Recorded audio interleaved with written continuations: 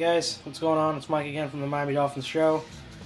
This is my week 7 or bye week for us. Keys to the bye week, and I also have my weekly picks like I usually do. So I'll start with the picks. I'll start with the 1 o'clock games as usual, and 4:25, 8:20, and 8:30, which is a Monday night. So we'll start out with the Cardinals and Vikings. I'm going to take the Vikings over the Cardinals. Blair Walsh was in the Vikings, so I'll take the Vikings over the Cardinals. Cowboys at Panthers. I'm going to take the Cowboys. They're coming off that heartbreaking loss. I think they're going to be a little bit angry. I think they'll get the win against the Panthers. Saints and Buccaneers. I'm going to take the Saints. The Saints are just playing good football. I mean, Drew Brees has been playing good football all season. It's just they haven't been able to pull out a lot of wins. Packers at Rams. I'm going to take the Packers. Aaron Rodgers is player of the week offensively. So I feel like they can go in there and win that game pretty easily. Redskins at Giants. I'm going to take the Giants, especially after that huge victory over San Francisco. And so I'll take the Giants there. Eli Manning's playing great. Victor Cruz is playing great. So things are clicking there. Ravens at Texans. The Ravens are beat up. Ray Lewis is out. That cornerback that they had, I don't remember his name. He's out for the season.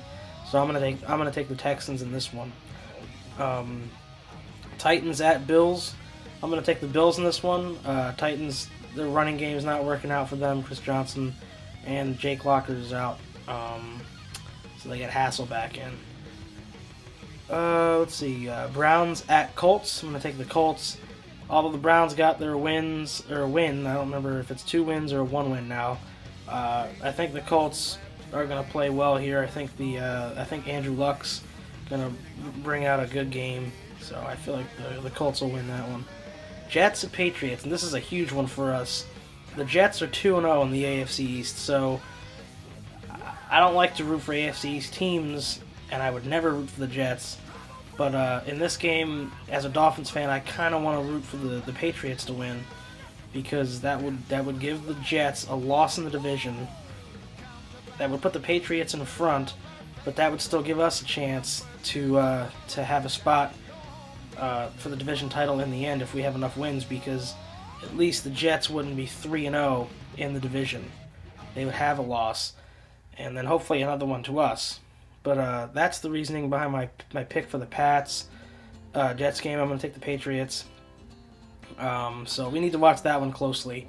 And also, I feel like since this is a big divisional game and it's for sole first place, I feel like the Patriots and Jets will both bring out big plays they'll bring out plays from deep in the playbook. So we'll get to see a lot of game tape. We'll have a lot of tape to watch for the Jets game next week.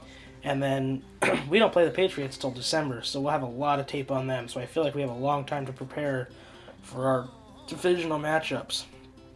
So moving on, Jaguars at Raiders. I'm going to take the Raiders. They just seem like the tougher team than the Jaguars. Steelers at Bengals. I'm going to take the Steelers, even though they are showing their age. I'm going to take the Steelers here. The Bengals are a good football team. They're up and coming. Andy Dalton, good quarterback. But in this game, I'm going to take the Steelers. And finally, Monday night, Lions at Bears. I'm going to take the Bears. Jay Cutler, Brandon Marshall, Matt Forte. Matt Stafford's not playing consistent football. You don't know which one's going to show up. If you're going to get the interception prone Matt Stafford, or if you're going to get the one that throws touchdowns left and right. So in that game, I'm just going to take the Bears. So anyway, moving on to the bye week or week 7, the keys to our bye week. I'm going to start with offense. Or I'm going to start actually with the cliche, the 3 Ps. Practice, practice, practice. We got to get everything down for the Jets game. It's a huge divisional game. We need to beat them. We can't let them. They're depleted. They don't have Santonio Holmes. They don't have Darrelle Revis. There's no reason we can't beat them. We are a better football team than the New York Jets.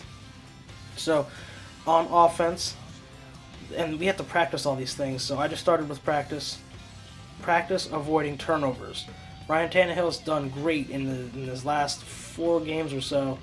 Hasn't thrown a pick or anything. That one fumble, backwards pass, wherever it was, that's one thing. But we didn't lose the ball, so just limit the turnovers. Get all the receivers on the same page as Tannehill.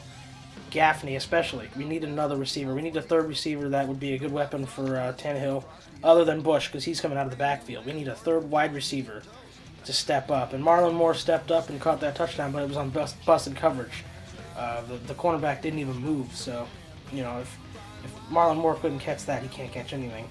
So, but get Gaffney, Bess, and Hartline all on the same page as each other and with Tannehill, so that they're all ready to go for the Jets game. Next, this goes to every receiving player. Bush, any receiver on the team. Clay, Charles Clay, catch the ball. Practice catching during the practice weeks here, the bye week or whatever. Just practice catching the ball. This has been a problem for Charles Clay, and I haven't really. Brian Hartline had a couple drops, I think, in the game last week versus the Rams. So just practice catching the ball. Running. This goes to every running back. I'm not going to pick on Reggie Bush because he's still a good back. He makes plays out of nothing sometimes. So this goes to every running back. Run north and not east and west. We can't I think we were second or third in the league in lost yards per run. So we need to learn to run north and south and just gain a yard instead of lose 5. So anyway, and prevent pressure for the offensive line. They've been doing great so far. The Rams had a lot of different blitz packages, and they still, for the most part, protected Ryan Tannehill. He'll get hit once in a blue moon, but he doesn't.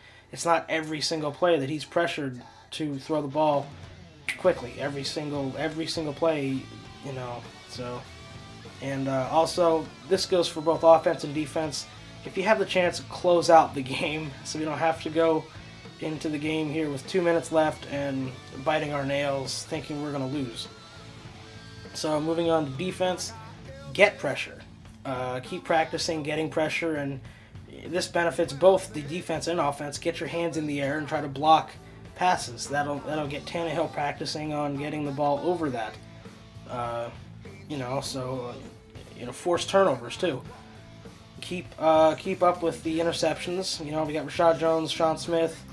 I think Nolan Carroll had a pick. So we just need to keep practicing on forcing turnovers, so catching and stripping the ball. Defense, like I said, for offense, close out games, less prevent defense, so we don't have to let them march down the field, and then it comes down to if they can throw a touchdown pass or we go to overtime. That's just not going to cut it. We already have 2 overtime losses this year, so luck hasn't been on our side for overtime. So I don't feel comfortable going to overtime. Why don't we just close out the games? Sacks. Get Audric, Wake, and Starks in the backfield. And Soliai, forgot to write him down. Get him in the backfield. Get them all in the backfield and just crowd the quarterback, sack the quarterback, and stuff the run, whatever it is. And corners, Sean Smith and Nolan Carroll playing great football right now. Especially Nolan Carroll. He's been the big surprise because I kind of wrote him off last year. He just didn't come off as a good cornerback, but it shows that our defensive coordinator is good at developing players. And Sean Smith is playing great football too. I can't believe, because he drops the ball a lot, and this year he's picked it off a couple times. So, anyway, moving on to special teams, cover kicks better. Sometimes they get 30, 35 yards, maybe more. But overall, special teams has been good. And keep practice punting, because so far, Brandon Fields has been a top 5 player for me this year, just because football is a game of field position. And Brandon Fields, regardless of where he punts from, if it's from our own end zone, he still flips the field completely. He still gets the ball all the way over to at least their 30-yard line. So it's pretty awesome to watch that we have a great punter, Brandon Fields. So anyway, and final bullet here is get the team healthy. Reggie Bush, get healthy. Just everyone needs to get healthy. Hopefully we get Richard Marshall back, but I doubt it. because it's a back injury, and that can be serious. You don't want to mess with back injuries or head injuries. Daniel Thomas, he's wearing an oversized helmet. We may not see a lot of him in the Jets game, so we need to keep getting healthy, and overall we just need to practice, the 3 Ps. It's so cliche, but it works. So anyway, that's the video. I'll see you in my next one. I might make a video this weekend. I'll try to think of a couple things to talk about. So alright, thanks for watching.